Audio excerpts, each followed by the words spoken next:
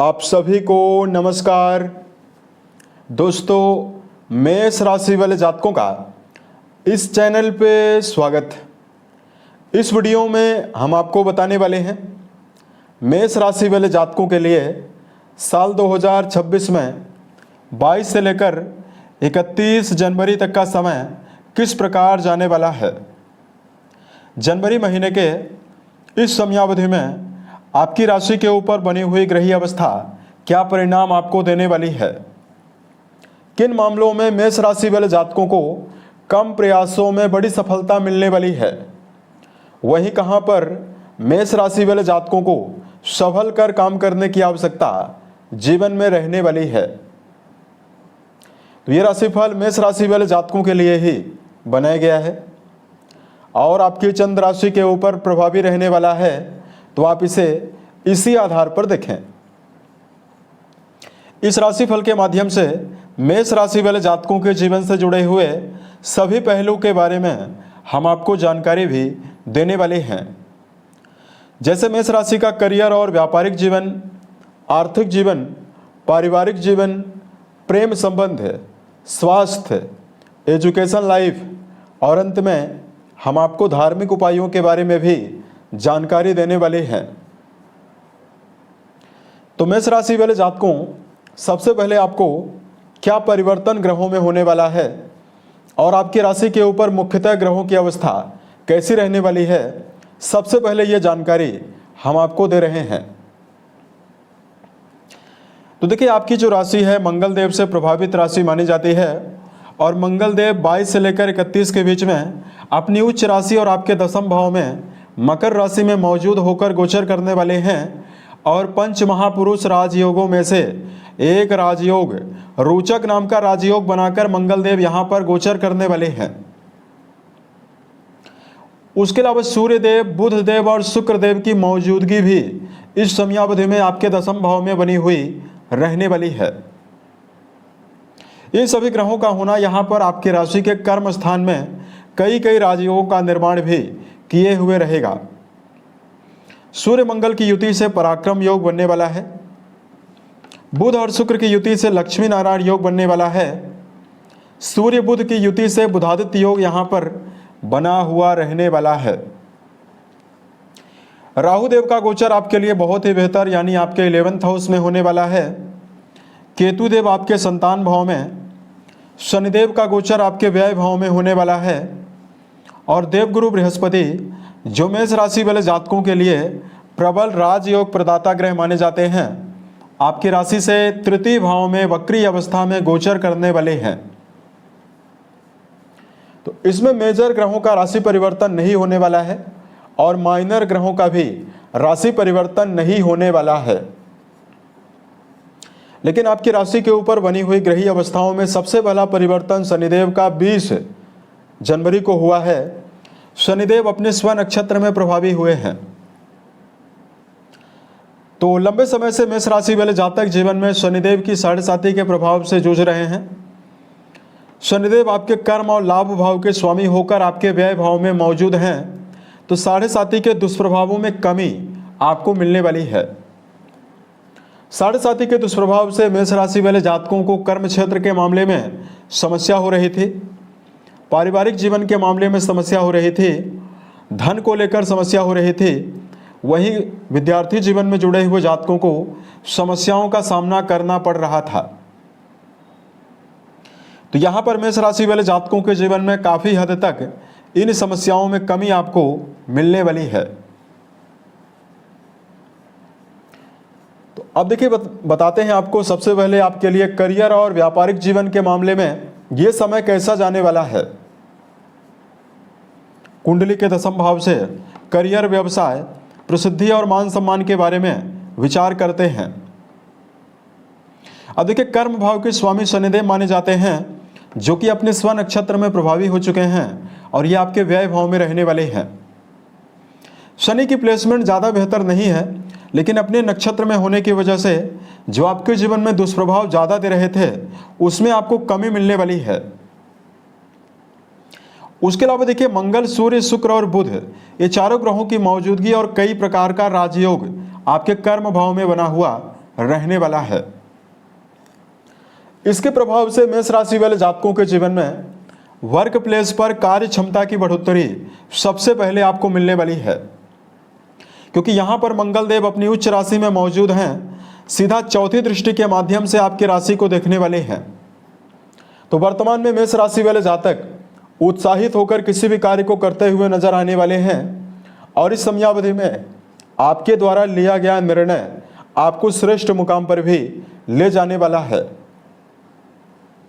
वर्तमान में यदि आप सूर्य और मंगल जनित क्षेत्रों में कोई भी काम कर रहे हैं, वर्तमान में जो मेष राशि वाले जातक सेना, पुलिस, आर्मी, इंजीनियरिंग, स्पोर्ट्स के मामले में या वर्तमान में विदेश से जुड़ा हुआ कोई भी काम कर रहे हैं, राजनीति, मीडिया, सरकारी फील्ड या वर्तमान समय में सामाजिक क्षेत्रों से जुड़ा हुआ कोई भी काम कर रहे हैं, क्रिएटिव फील्ड से जुड़ा हुआ कोई भी काम कर रहे हैं, इन सभी मामलों में आपको कर्म क्षेत्र के मामले में बड़ी सफलता मिलने वाली है।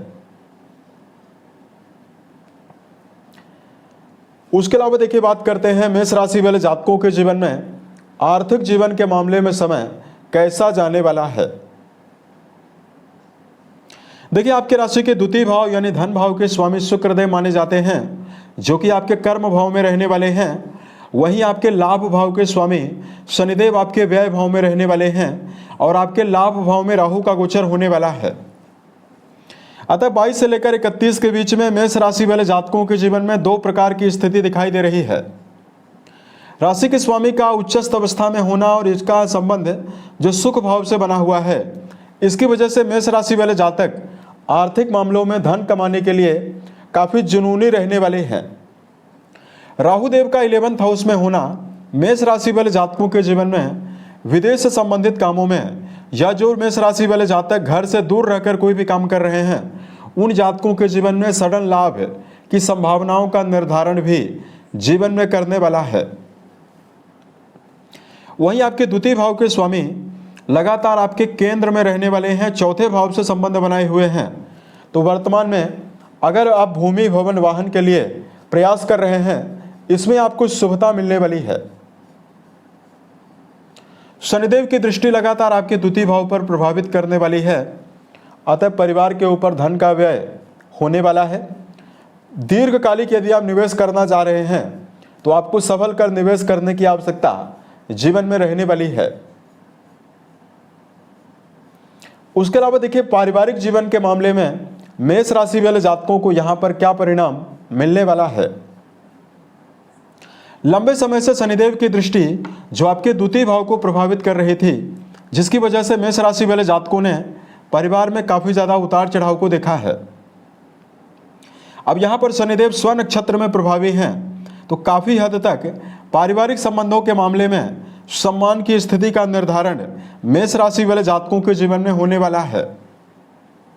इधर देवगुरु बृहस्पति का तृतीय भाव में होना और नवम भाव से गुरु का संबंध होना घर परिवार में कोई बड़े मांगलिक और धार्मिक कार्यों के आयोजन की संभावना को दर्शा रहा है, जिसमें परिवार के सभी सदस्य आपस में सम्मिलित होते हुए भी जीवन में नजर आने वाले हैं। प्रेम और वैवाहिक जीवन के मामले में मेष राशि वाले जातकों को यदि जानकारी दिया जाए, रिश्तों के संदर्भ में कुंडली का जो 5वां घर है, यह आपके जीवन में प्रेम जीवन के लिए जिम्मेदार है। इस भाव के स्वामी दिग्बली अवस्था में आपके 10वें घर में मौजूद हैं, अतः रिश्तों के मामले में मिला जुला परिणाम आपको मिलने वाला है। 5वें घर में केतु और राहु जैसे ग्रहों का प्रभाव रहने वाला है, तो प्रेम संबंधों में यदि आप सफल कर चलते हैं तो ये समय बेहतर रहने वाला है।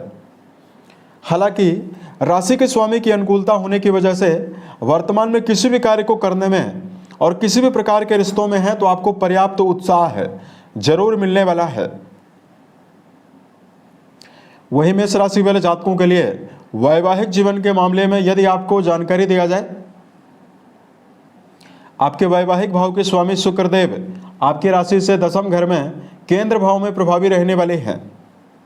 गुरु का 7वीं दृष्टि 7वें भाव पर 5म दृष्टि का प्रभाव भी रहने वाला है।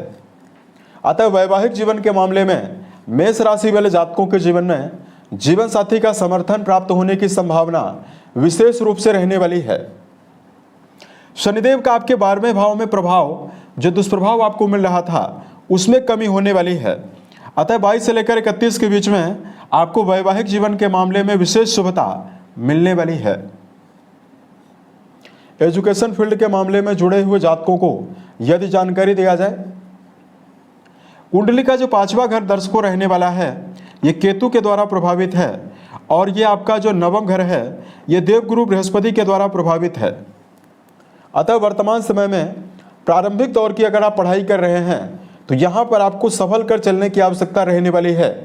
एकाग्रता की कमी आपको मिलने वाली है। लेकिन अगर आप उच्च शिक्षा के मामले में जुड़ाव रखते हैं तो बृहस्पति की अनुकूलता उच्च शिक्षा के मामले में जुड़े हुए जातकों को शुभ परिणाम जीवन में देने वाली है। आपको इस समयावधि में मनोवांछित एकाग्रता मिलने वाली है और आप उत्साहित होकर शिक्षा के मामले में जुड़े हुए जीवन में रहने वाले हैं। धार्मिक उपायों की हेल्थ के मामले में अगर आपको जानकारी दिया जाए, वर्तमान में मेष राशि वाले जातकों को इस समयावधि में मंगल की उच्चस्थ अवस्था होने की वजह से शारीरिक और मानसिक स्तर पर विशेष शुभता मिलने वाली है।